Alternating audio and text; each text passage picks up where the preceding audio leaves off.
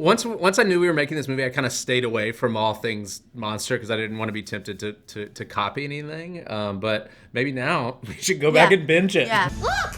From this angle, I can see your back and your face simultaneously. That's how much I'm looking at you. I'm a mess! No, you're not! I'm a disaster! Oh.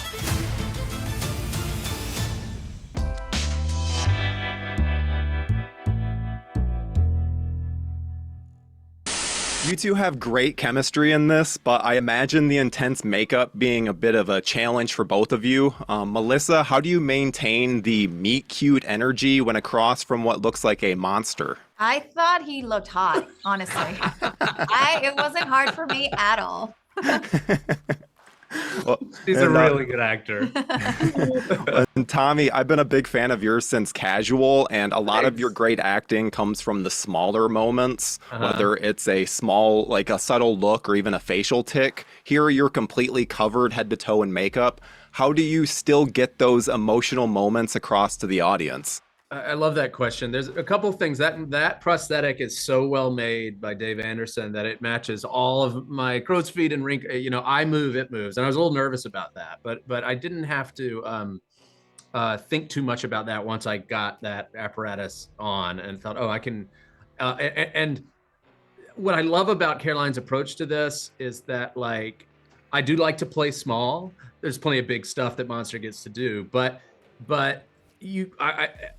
Monster plays small a lot too. There's a lot of really quiet, intimate stuff between me and Melissa in this movie, and the discovery that I didn't have to push through the prosthetic and could still do the kind of stuff you're talking about that was kind of our bread and butter on Casual was awesome. And I think part of Caroline's genius is like in lesser hands, you would say, like, make him more of a quote unquote monster. Like, we put on all this prosthetic. Surely you should talk like a monster, and everything should be bigger. And Caroline and I really resisted that urge, and I'm glad we did. Does that require a lot of mirror time, seeing what emotions come through beneath the latex? It's a great question. I think, like, I would just spend like two minutes, 2 hours, no, 2 minutes, 2 minutes after I got it on, just kind of checking in with it and just kind of moving the thing. And then I like to really not think about it for the rest of the day. I didn't want it to, I just wanted to play the purity of whatever the scene was we were trying to get right. But I did have those two special minutes every morning. Tommy and Monster fusing as one. He has a very expressive voice too, which I think helps. You know, like, even if, you know, he's not moving his face, whatever he's saying, you can tell what he's feeling. And I think that also helped a lot. Well, and Melissa, you're a phenomenal singer, and there's a scene here where you have to audition and it doesn't go well. And as a singer, you train for years how to do things right. So what was your approach to struggle singing? Because I imagine that being hard to pull off. Dude, yes. That was hard. Because doing it believably, like doing it in a way that doesn't feel like I'm faking the struggle. And what I tried to focus on was the shortness of breath, because when you have been under and you're in recovery, you lose the lung capacity. And so I think that's what I was trying really hard to focus on. How would she be able to sing if she cannot even breathe deep enough? And so that's where I would try to do it. So it was literally like, okay, we're gonna go, and I'd be like literally literally trying to deflate and see what would happen. Yeah. Well, it comes across beautifully. And there's an obvious connection to Beauty and the Beast here. And I have to ask, have either of you seen the old Linda Hamilton and Ron Perlman Beauty and the Beast show? Because TV show, right? Yes, the TV show. I feel like I must have at some point, like in my childhood. I definitely saw it back in the day. I don't remember anything about it. Have you seen it recently? Well, the monster's design feels like an homage to the Ron Perlman monster. That's why I was really curious as to if there was any kind of connection there. Once I knew we were making this movie, I kind of stayed away from all things monster because I didn't want to be tempted to copy anything. But maybe now we should go back and binge it. Yeah. But I have seen, like, lately in the last like week or so, I have seen people say like, I was a fan of that show, so I love this movie. You know, Yeah. like, so there's definitely people that are seeing some kind of connection. Put me on the Yeah. Ron Perlman track though, dude. He gets to do all the fun Yeah. prosthetic stuff now. So I'm in. Yeah, let's will that into the world. Thank you guys so much for talking with me today. This has been great. Thank you very much. Have a good Thank one. You two know each other? Yeah. No. Yes. Oh. I'm kidding. My first main question, you both play characters that the audience is going to have a rough relationship with. Edmund, when you see a character like Jacob on the page, is your goal to find the humanity in him, or is it to lean into those more despicable elements of his character and give the audience a clear bad guy? You know, that's a great question. I think in this, for most projects, I would say the first thing only, and for this one, I'd say both. I think that the tone of this movie and the style of it allowed for a bit of mustache twirling, kind of traditional villainy, and I think you really see that without giving anything away, like toward the end, and that's really fun to do.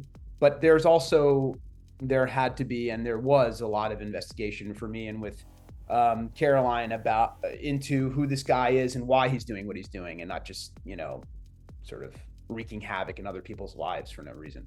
You know, he's really ambitious and he wants to make this play he's making as great as it can be. So I'm curious, did you personally see Jacob as a bad guy, or were you able to come around? I do. Yeah. Okay. Yeah. I mean, it's hard to see Pat too. Yeah. Well, and Kayla, you get some really fun moments in the film, as we all have that friend, for better or worse. In your mind, what are Maisie's motivations?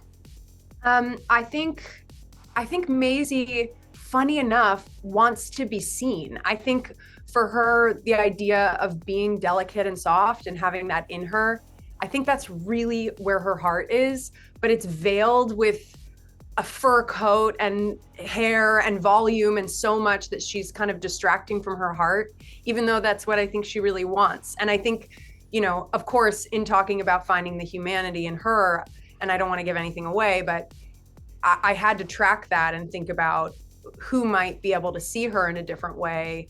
And I think, you know, sometimes when you know, Laura is her childhood best friend. I think sometimes when you're in friendships like that, you sort of play the role of who you think that friend sees you as for a really long time. And I think ultimately she's kind of trapped in that and wants to break free of it.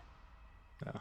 Well, and Edmund, why do you think that the horror genre is so pliable and able to tell unique stories like a woman falling in love with her childhood monster? Man, I don't know if I have an answer for that. That's such a great question. I don't feel like I know enough about the genre to answer that. Yeah. But you're right that it is that pliable. You know, we found that out in making this. Yeah. I in terms of just to here I am. I produced the movie. No. I love to hear Kayla's answer. Well, in terms of horror, something Caroline says that I love so much, my favorite thing she said to me was the experience was not a one genre experience for her. And so really horror's in there, but it's because the feelings that she was feeling were so horrific. And there's an exclamation point on this film. So it's like, if you're gonna feel something terrifying and the terrifying feelings of accessing your rage, let's go horror and let's make it really spooky and put some crazy horror music on it, you know? So I think that's just playing with genre is so fun.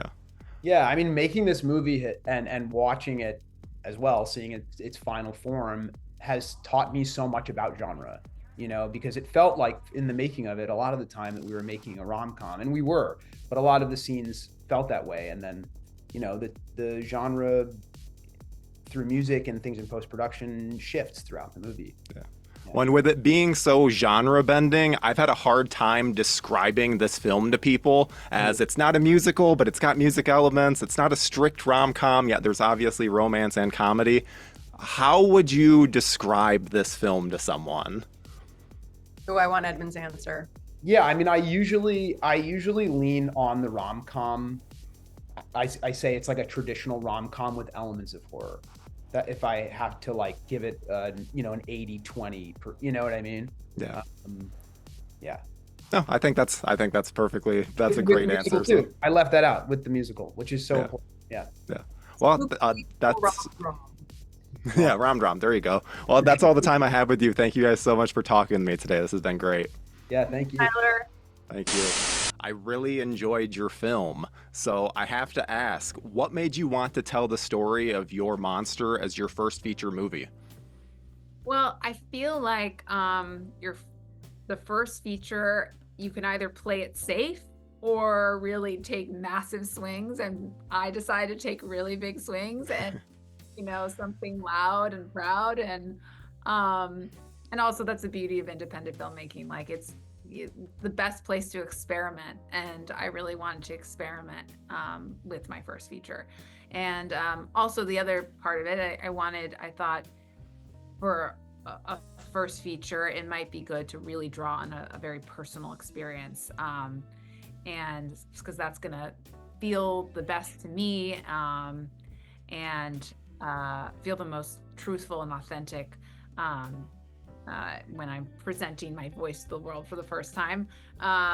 So yeah, I drew upon a moment in my life where I was sick and I was broken up with, and I really developed a relationship with my anger for the first time, and kind of fell in love with the beast living inside of me that I realized was kind of protecting me and helping me to identify the toxic aspects of my life and helping me get rid of them. And I was like, this is a really cool idea for a story, and this is going to be a weird version of a Beauty and the Beast, and it's going to take the rom-com form, and I'm going to blend it with horror. And what a weird, wacky idea for a feature that maybe no one's ever seen something quite like it before. So I thought, maybe I could inspire other people to help me make a movie like this. And I got a whole crew and we made it. Well, and both Tommy and Melissa are so good here. What was the casting process like? As I imagine you had some pretty high demands for the Laura character.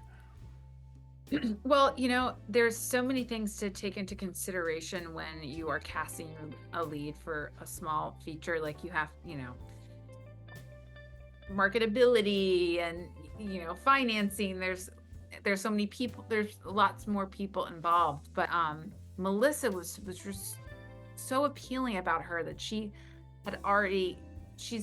kind of has this developing profile as a genre actress. Like she's in lots of horror films and she's amazing at that, but then she's also a musical theater actress. She's in The Heights. She has this beautiful voice. She's a dancer, and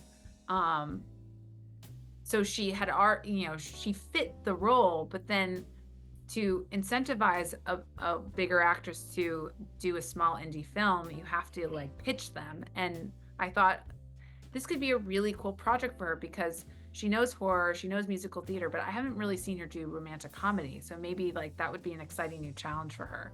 And so when we sent her the script, she said exactly that. We met up and she was like, I've never done a movie like this before. This would be so fun. And I love musical theater. And obviously, I've done horror. So it just felt like a perfect fit for her. Yeah. And then Tommy had originated the role in the short film. It was a proof of concept. I got a grant through Women in Film. And he played the monster in that. And so, he kind of he set the tone for the film and brought the story to life in a way that, I just couldn't imagine anyone else playing. I have to ask too, the design of the monster himself really reminded me of Ron Perlman's version from the Beauty and the Beast TV show. Was that intentional or just a happy accident? Totally intentional. I mean, I was I love campy, schmaltzy stuff. I think I love that character. So, and I love how he just kind of he's over the top and suave, and I thought that was funny and fun. So, in my mood boards for monsters, it was Paleface from Pan's Labyrinth, and then Ron Perlman as the Beast, and can we find somewhere in the middle here, not as ridiculous as that character, but still we want to incorporate him into this. So yeah, he was very influential. I'm so glad to hear that you just made my day. Thank you so much for talking with me today. This has been great. Thank you so much. I really appreciate it. Thanks. You have a great day.